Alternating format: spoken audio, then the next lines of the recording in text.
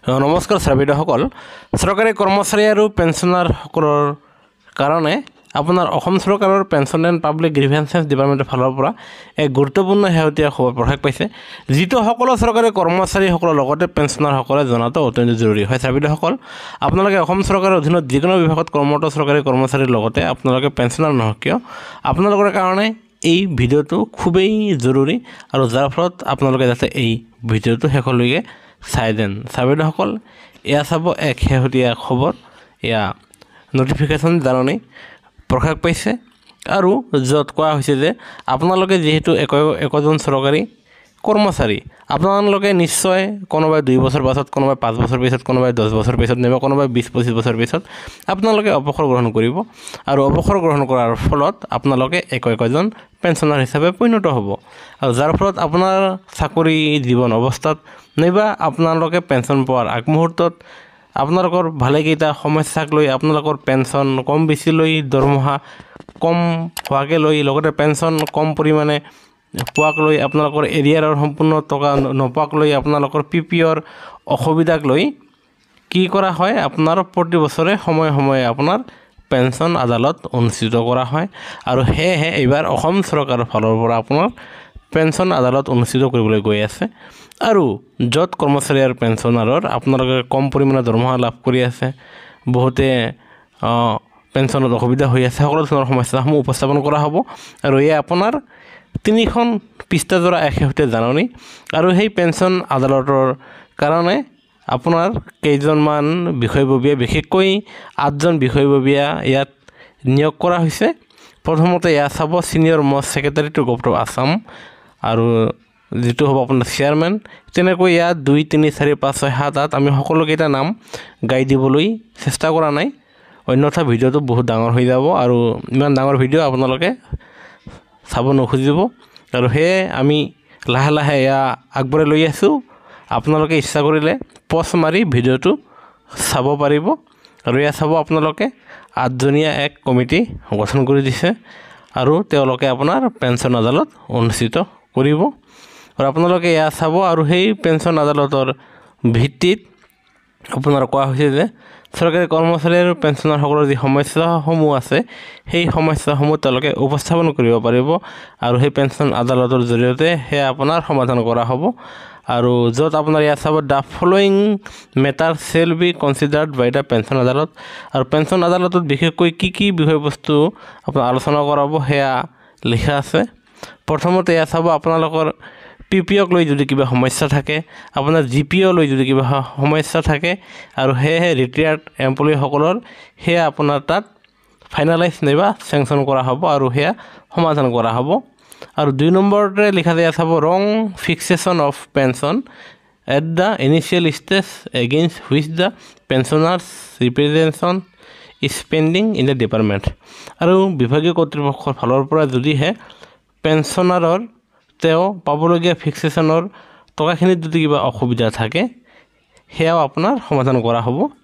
এতিয়া আমি 2 নম্বৰ পেজটোলৈ গতি কৰিম আৰু 2 নম্বৰ পেজৰ এয়া চাব আপোনালোকে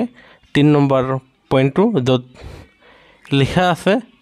পেঞ্চনাৰসকলে যিহেতু সময়ে সময়ে তেওঁলোকে পে কমিশ্যনৰ সুবিধা লাভ কৰে সেয়েহে আপোনালোকে অৱসৰ গ্ৰহণ কৰাৰ ফলত আপোনালোকে যদিহে 7ম দৰমহা আয়োগৰ মতে যদিহে আপোনালোকে পেঞ্চন পাই থকা নাই সেয়া আপোনালোকে তাত উপস্থাপন কৰিব পাৰিব আৰু আপোনালোকে পেঞ্চন বৃদ্ধি সহকাৰে আৰু যাৰ ফলত এৰিয়াৰ সহকাৰে আপোনালোকে উপকৃত হ'ব পাৰিব আৰু ধৰক আপোনালোকৰ আকৌ 26ত আকৌ এটা 8 পে কমিশ্যন গঠন হ'ব আৰু তাৰ ফলত পেঞ্চনাৰসকলেও সেই 8 পে কমিশ্যনৰ সুবিধা পাবলৈ সক্ষম হ'ব আৰু তাতো যদি কিবা অসুবিধা থাকে পেঞ্চনত বিসংগতি ৰৈ যায় পেঞ্চন কমকৈ লাভ কৰে সেয়াও আপোনাৰ পেঞ্চন আদালতৰ জৰিয়তে সেয়া আপোনাৰ সমাধান কৰা হ'ব আৰু এয়া এক অত্যন্ত ভাল খবৰ য'ত চৰকাৰী কৰ্মচাৰীৰ পেঞ্চনাৰসকলে তেওঁলোকে উপকৃত হ'ব পাৰে আৰু লগতে আপোনালোকে চাব 4 নম্বৰ পইণ্টটো লিখা আছে non completion of pension cases due to difference between pension department and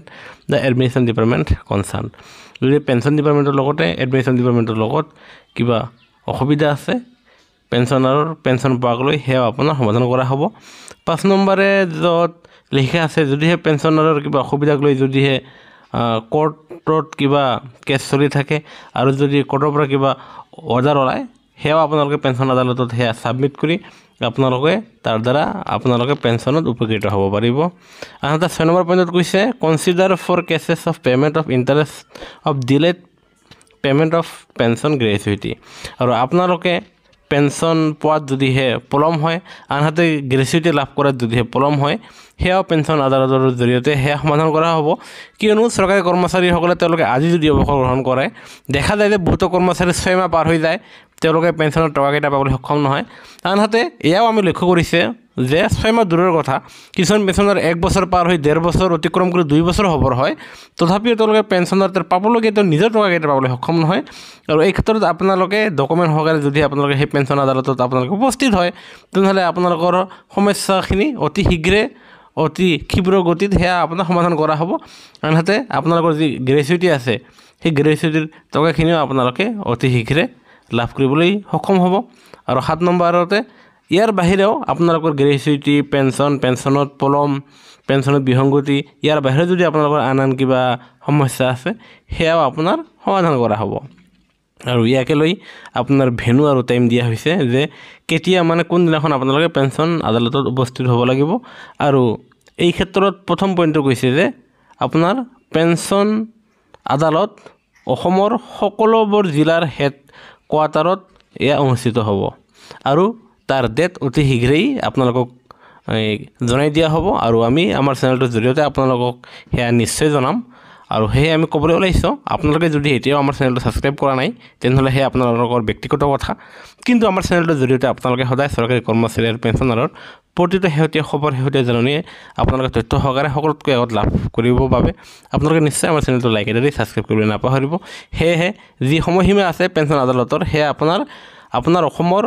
আপোনাৰ প্ৰতিখন জিলাৰ হেড কোৱাৰ্টাৰত আপোনাৰ পেঞ্চন আদালতত অনুষ্ঠিত হ'ব। আৰু তাৰ ডেটটো কেইদিন পিছত ঘোষণা হ'ব আৰু যিটো সেয়া আমি আপোনালোকক ৰাজহুৱা কৰিম। আৰু আপোনালোকে সেই পেঞ্চন আদালতত তাত উপস্থিত হ'ব লাগিব। আৰু যাৰ ফলত আপোনালোকৰ যি অসুবিধা আছে সেয়া আপোনালোকে তুলি ধৰিব পাৰিব। আৰু প্ৰথম পইণ্টৰ মতে লিখা আছে there shall be at least one sitting of the আদালত in such district in financial year. বছৰত এবাৰ পেঞ্চন আদালতত অনুষ্ঠিত হ'ব। আৰু it may also' be conducted through video' conference at the when required. আৰু যদিহে কেতিয়াবা প্ৰয়োজন সাপেক্ষে ভিডিঅ' কনফাৰেন্সৰ যোগেদিও এয়া অনুষ্ঠিত কৰা হ'ব। আৰু ইয়াতে লিখা আছে আপোনাৰ 20 দিনৰ যি সময়সীমা, সেই সময়সীমাৰ ভিতৰত আপোনাৰ পেঞ্চন আদালত অনুষ্ঠিত হ'ব। আৰু তাত আপোনালোকৰ বিভাগীয় কৰ্তৃপক্ষক আপোনাৰ যাৱতীয় তথ্যসমূহ দি আপোনালোকে তাত ছাবমিট কৰিব পাৰিব। আৰু যাৰ ফলত কোৱা হৈছে যে এই যে পেঞ্চন আদালত আছে, এই পেঞ্চন আদালতৰ ক্ষেত্ৰত পেঞ্চনাৰসকলক সকাহ দিয়াৰ কাৰণে আপোনালোকে কি কৰিব পাৰিব, পেঞ্চন আদালত to disposal of case in the কৃতজ্ঞতা portal in the interest of the pensioner. তো পেঞ্চনাৰসকলৰ সুবিধাৰ কাৰণে কৃতজ্ঞতা পৰ্টেলৰ জৰিয়তেও আপোনালোকে আবেদন কৰাৰ ফলত আপোনালোকে কৃতজ্ঞতা পৰ্টেলৰ জৰিয়তে আপোনালোকে উপকৃত হ'ব পাৰিব। আৰু আপোনালোকৰ জিলাৰ আপোনাৰ কৃতজ্ঞতা পৰ্টেল আছে প্ৰতিখন জিলাতে, আৰু তাৰ পৰা আপোনালোকৰ সমস্যাসমূহ তুলি ধৰিব পাৰিব। আৰু সেয়েহে আৰু এই পেঞ্চন আদালতৰ ডেট অতি সোনকালে ৰাজহুৱা কৰা হ'ব। আৰু য'ত আপোনালোকে পেঞ্চন আদালতত আপোনালোকৰ সমস্যাসমূহ উপস্থাপন কৰি আপোনালোকে উপকৃত হ'ব পাৰিব।